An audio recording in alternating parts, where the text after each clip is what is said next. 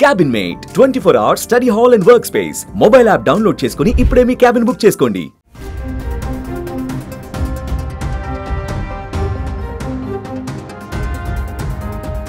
పోలీసుల పేరు చెప్పుకొని పొలిటీషియన్స్ పేరు చెప్పుకొని దందాలు చేస్తుంటారు. కానీ అక్కడ మాత్రం దందాల కోసం ఏకంగా నకిలీ పోలీస్ స్టేషన్ నే తెరిచాడు మహాకేటుగాడు.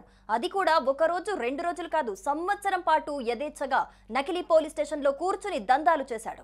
అపాయింట్మెంట్ తీసుకున్న కానిస్టేబుల్స్ తో డబ్బు వసూలు చేసేవాడు. అయితే గత సంవత్సర కాలంగా సిస్టమ్ కి వ్యతిరేకంగా ఒక వ్యక్తి నకిలీ పోలీస్ స్టేషన్ నడుపుతున్నా ఎవరు ఎందుకు కనిపెట్టలేకపోయారు అన్నది ఇప్పుడు అసలు ప్రశ్న.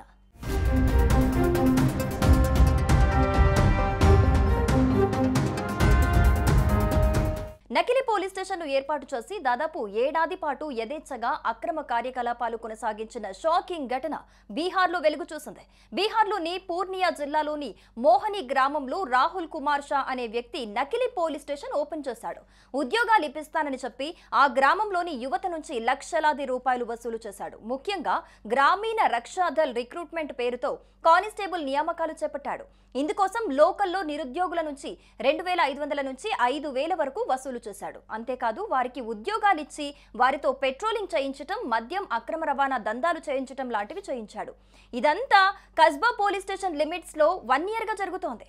అయితే ఈ మ్యాటర్ బయటికి రావడంతో రాహుల్ కుమార్ షా పరారీ అయ్యాడు. అతని కోసం పోలీసులు వేట మొదలుపెట్టారు.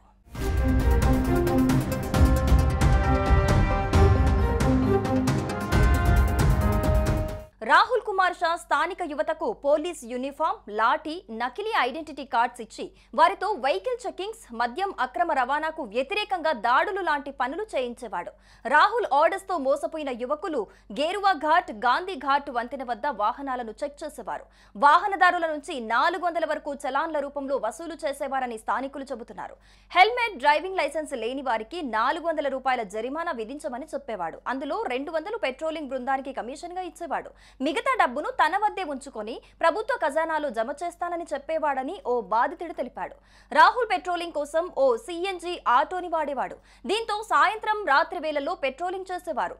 ఆ సిఎన్జి ఆటోను నితేష్ కుమార్ ఓరాన్ అనే వ్యక్తి పోలీసు యూనిఫామ్ లో నడిపేవాడు. అయితే ప్రస్తుతం అతను కూడా పరారీలో ఉన్నాడు.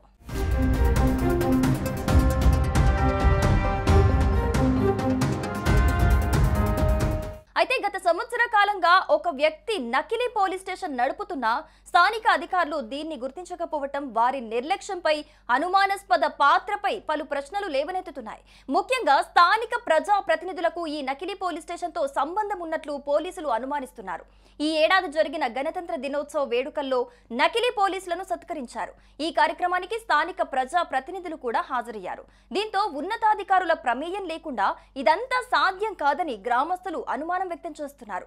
వైట్ కలర్ అధికారుల ప్రమేయంతో ఇదంతా జరిగుండొచ్చని బీహార్ మాజీ మంత్రి, ప్రస్తుత కస్బా ఎమ్మెల్యే మహమ్మద్ అఫాక్ ఆలం అనుమానం వ్యక్తం చేస్తున్నారు. ప్రస్తుతం నకిలీ పోలీస్ రాహుల్ కుమార్ పరారీలో ఉన్నాడని, అతనిపై ఇప్పటికే కేసు నమోదు చేశామని, నిందితుల కోసం పోలీసులు ముమ్మరంగా గాలిస్తున్నామన్నారు Kasba police station incharge Ajay Kumar.